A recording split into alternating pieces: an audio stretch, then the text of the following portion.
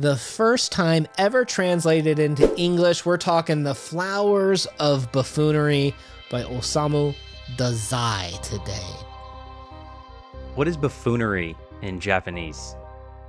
Doke no hana is the original Japanese, translated into English, I should point out, by Sam Bett, the legendary Sam Bett, who's translated many of our favorite Mieko Kawakami stories. Buffoonery sounds way cooler. It's just a fun, silly word to say. I'm sorry. Well, and to that point, when we look at the English reaction to this story, I imagine if you're fluent in Japanese, you're reading some of these reviews, because I was, and I'm like, well, why are we calling it a prequel? A prequel to me means it comes out later and precedes that in time. But this came out before basically No Longer Human. So No Longer Human's technically the sequel.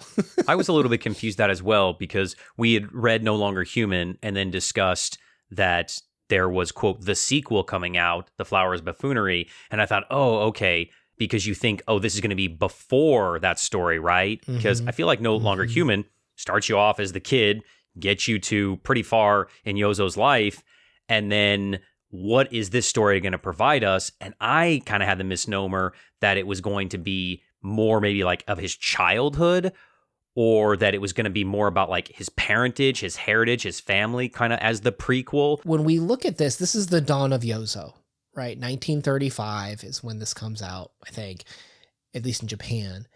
And to me, I think you still have a lot more of youthful energy. You have when you're young, when it comes to addressing the truth, you got a lot of different types of people out there, don't get me wrong. But I think as a whole, it's harder to directly tackle hard subjects, that you're more likely to deflect, defer, because maybe you don't understand the feelings. Maybe you're not at that level where you can, where you are equipped to be able to understand. I just attempted to end myself. This woman I was with did. And what does that mean now?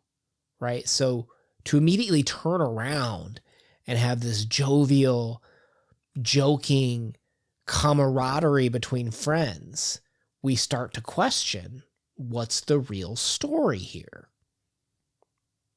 And that is kind of a juxtaposition, right, of such a serious topic to such a jovial story. And to kind of get back to the book or novel as a whole, is the way I would kind of classify this is it is kind of a sequel and an in-depth peek behind the curtains into a specific time period that is a very short section in No Longer Human. That is, you're taking a microscope to a piece that's kind of glossed over quickly in No Longer Human and going very in depth. And so The Flowers of Buffoonery is sort of a sequel into a specific part of Yozo's life. And I also think it's worth mentioning, and it's very important, I think, to note, is this book is written very differently, because it felt like that Dazai was giving his own inputs over and over and over again of himself, right? He's his own worst critic, and you just see that like mid-paragraph, he just sneaks this sentence in, and you're like, oh, okay, I understand now why maybe you did that. And those little insights, I think, are crucial. So reading this before or after would probably work, but I'm definitely glad that I read this after No Longer Human. I think that narrative energy is clearly different, as you've said. The way the narrator... Okay, so if we're looking at one of the main themes of this story is deflection, is self-defense mechanisms even. The way that we use humor and joking to avoid some of these deeper subjects, maybe too, so does the author use the intrusive elements of himself, self-insertion into the story to say, oh, I should never have introduced these characters this way. It also deflects, I think, from the emotions at the scene. It can be very jarring for readers, right? And it almost pulls them out in the same way that we use humor to deflect from getting to that deeper meaning in some ways. There's, to give a flavor of it for someone who hasn't read it and is like, should I read this story? Here's an interesting quote. There could be no better name for my protagonist, Oba. Flawlessly encapsulates his vigorous spirit, while Yozo, I must say, has pizzazz, right? So he's almost like telling us, he's self-congratulating himself on this character's name in the story. This isn't a foreword. This isn't like a prologue or something like that. This is the author injecting himself mid-story, mid-paragraph sometimes, to tell us about how he felt when trying to write the story. And I do appreciate that at times, even as jarring as it is. It gives me insight that I never would have had before. And I really desperately wanted that insight in No Longer Human, because I had so many questions, because Yozo was such a living, breathing character to me. And I had multiple discussions with you about it. We recorded a whole video about it. My wife and I still talk about that book and still talk about Yozo and, trying to think about how we would, react, interact, diagnose, help an individual like that. He's such an interesting character.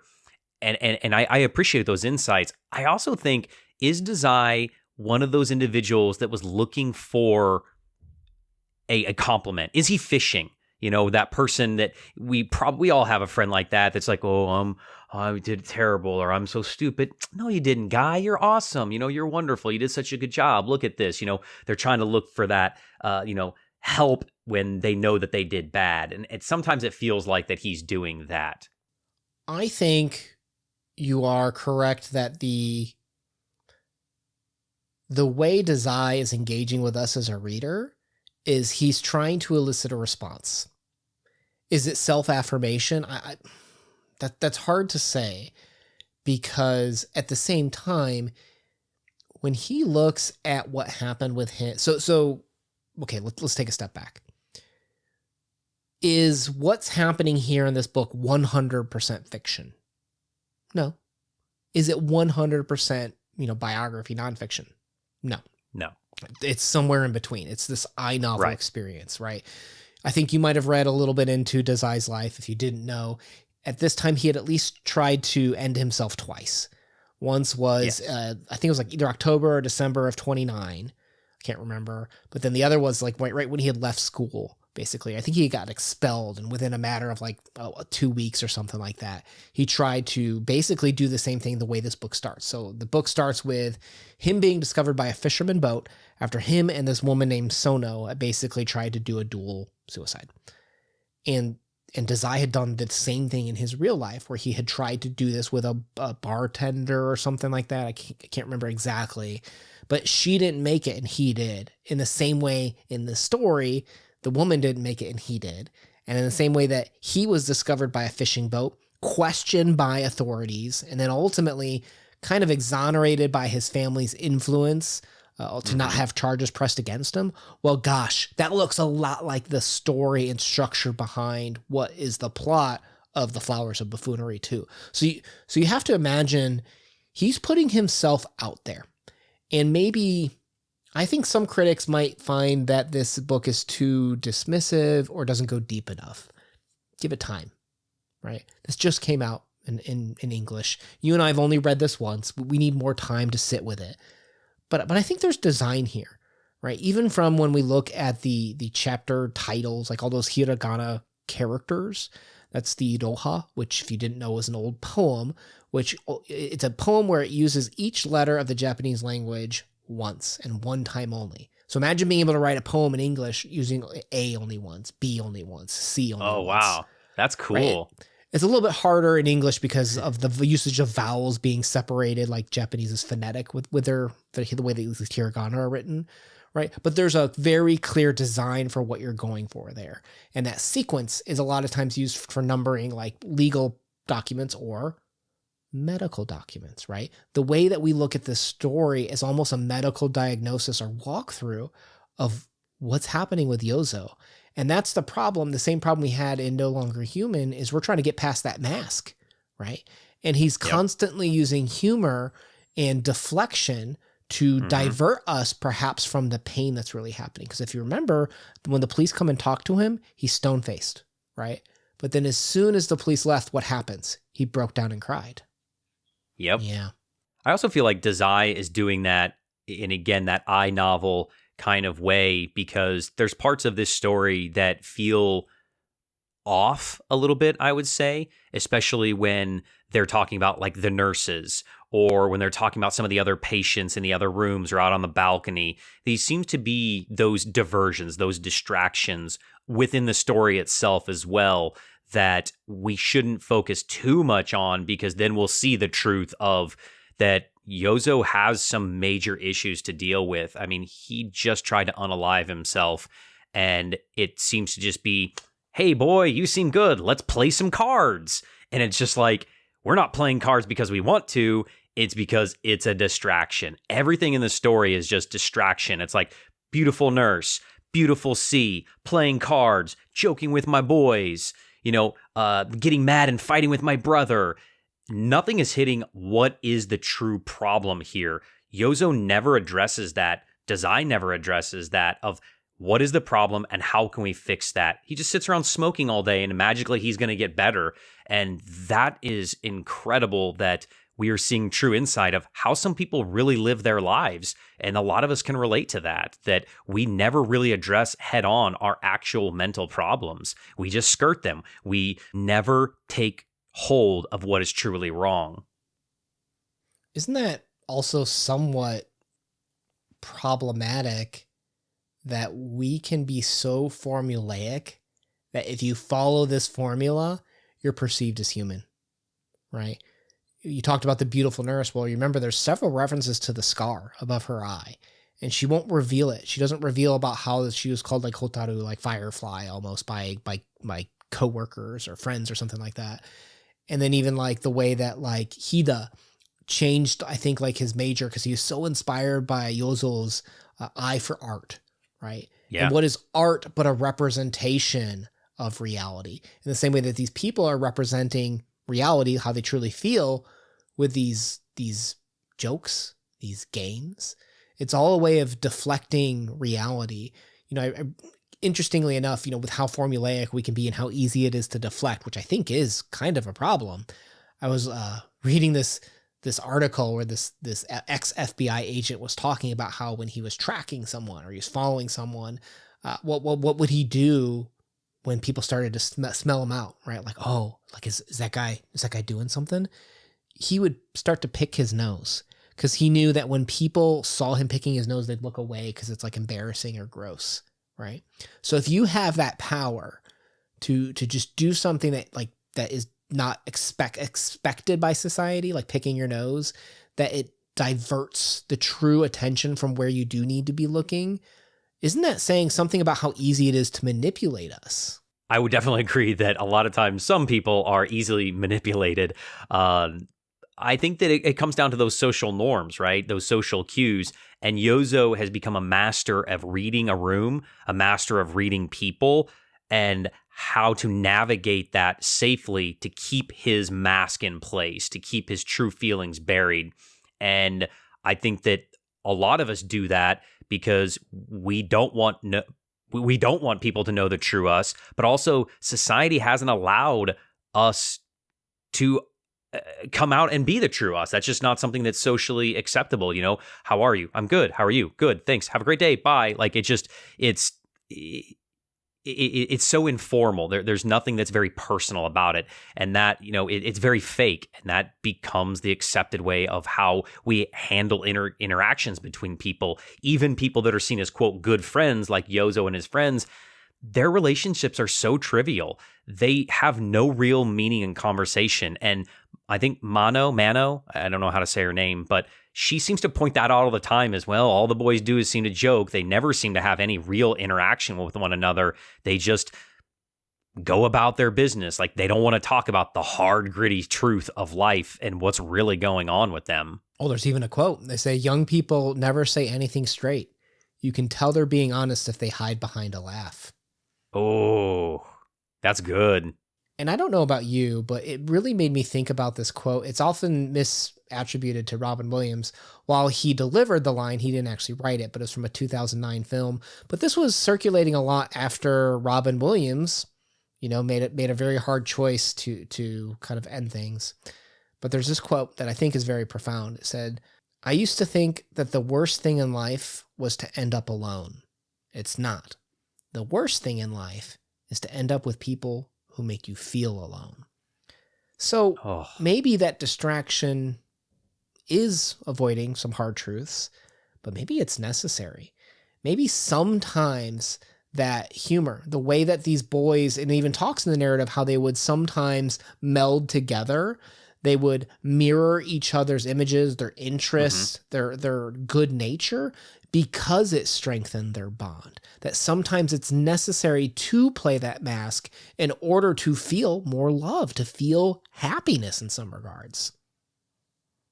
And we start thinking about happiness and sadness. It takes me to the end of the story when Yozo and Mano go off at the end, and it's cold, and they're going to see Mount Fuji, and the snow's around. It seems to give Yozo a little bit of hope, but then he gets back to the spot, and he kind of looks over, and I thought it was interesting that the sanatorium or the mental health facility that he's at seems to be near where he jumped. And I'm like, is this that like type of therapy where like exposure therapy, like we're going to see your fear and overcome it? Like, why would they do that to Yozo, somebody that seems so fragile? Why? Because they don't truly know him. And I guess that's what it comes down to of Dazai.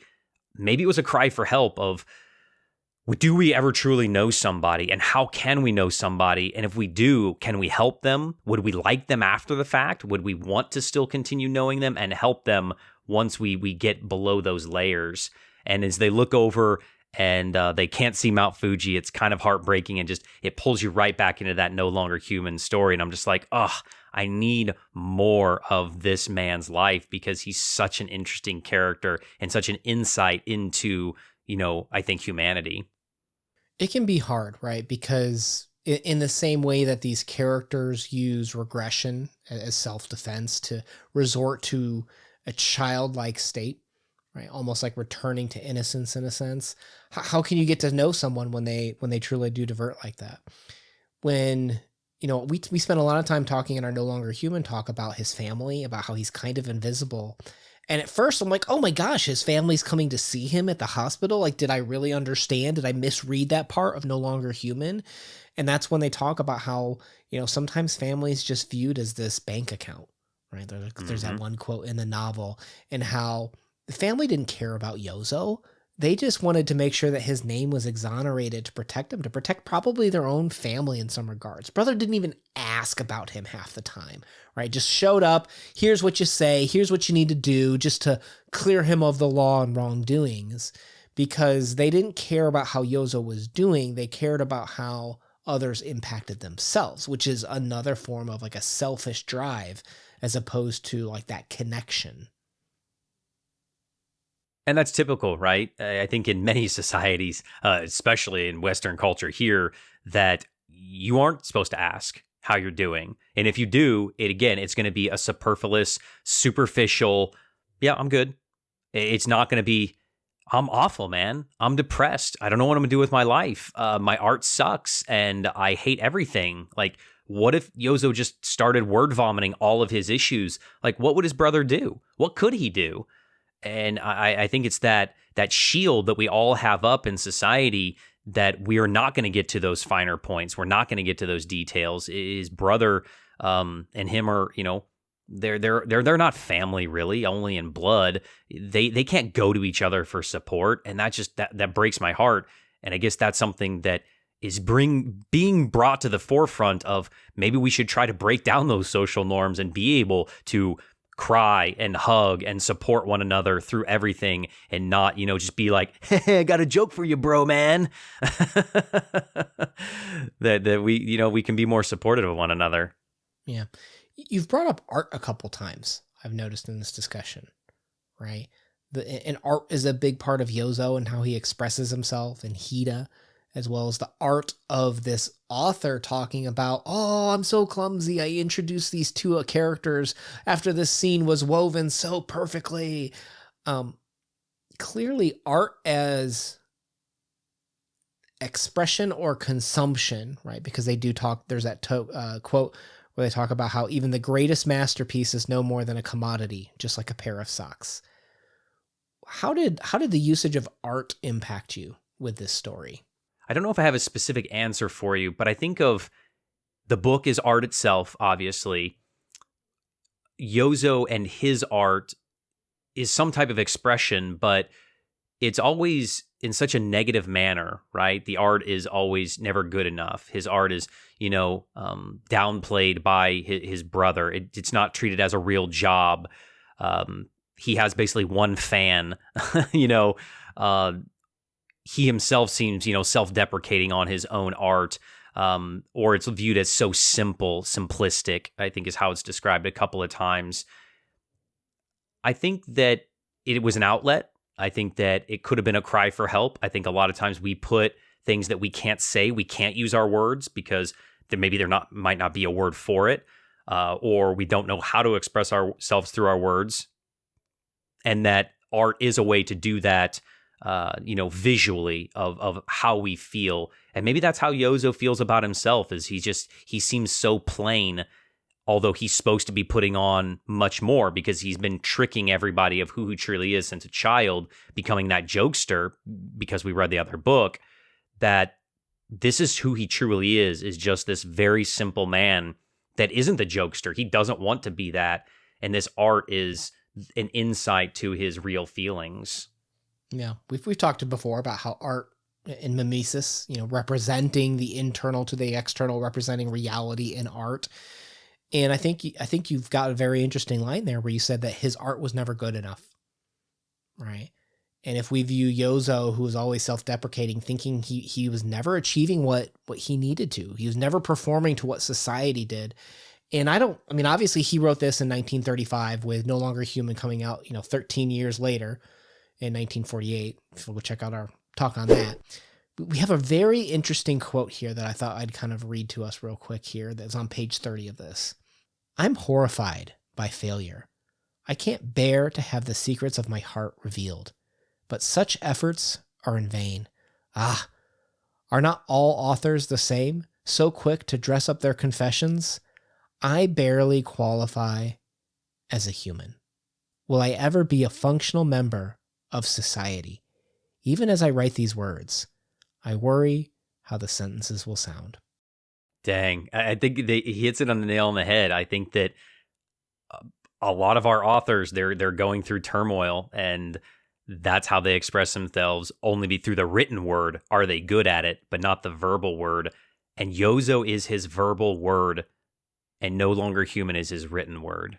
And he barely qualifies as a human. That's a cry for help. It's very sad to have lost someone so young, someone so talented too, that obviously he felt alone, and that's kind of sad to hear. So definitely, it's heartbreaking. I would definitely like to take a second pass at this one and maybe dive a little bit deeper into some of the analytical parts of it, and maybe do more of kind of a combination, read both of them together, No Longer Human and Flowers of Buffoonery, and take a deeper dive. Again, first pass through was kind of, very surface level. I think that going to some more of the details of, what's happening between the friends, the boys, the nurses, I think there can be a lot to be revealed there, beyond what we just, kind of scratched the surface at so far.